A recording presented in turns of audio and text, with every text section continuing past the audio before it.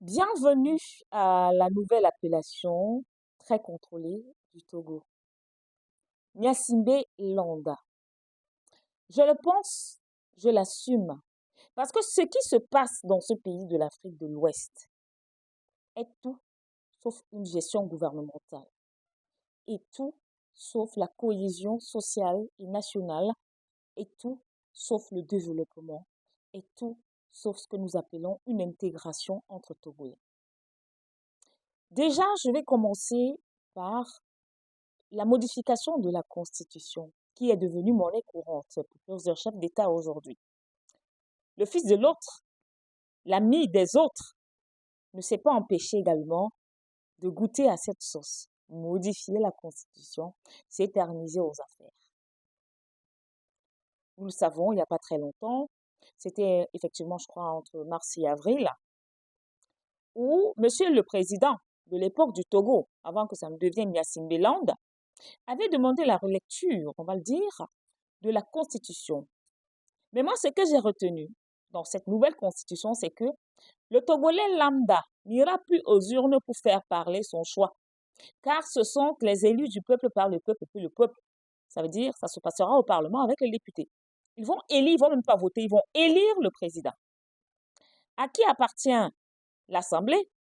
La majorité à l'Assemblée appartient à qui? Allez savoir. Aujourd'hui, il y a un problème. Les opposants au Togo n'ont pas droit à la vie, n'ont pas droit à la parole.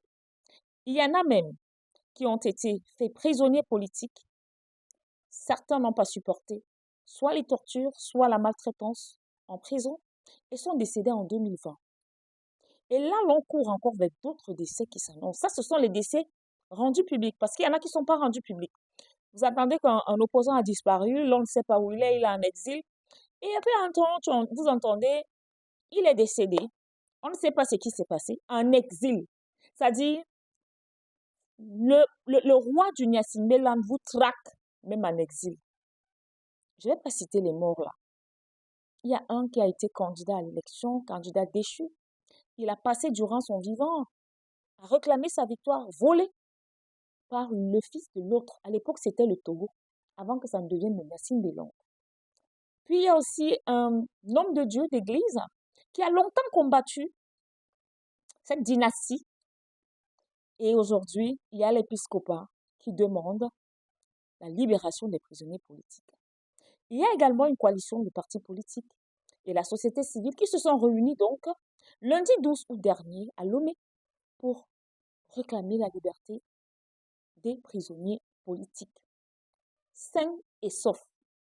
Alors pour ce faire, des sittings sont prévus, des marches sont prévues, des conférences de presse sont prévues au Togo, le Togo là, où les opposants ou toute personne qui s'oppose aux lois de roi premier Gnassingbé dans son Gnassingbé Land,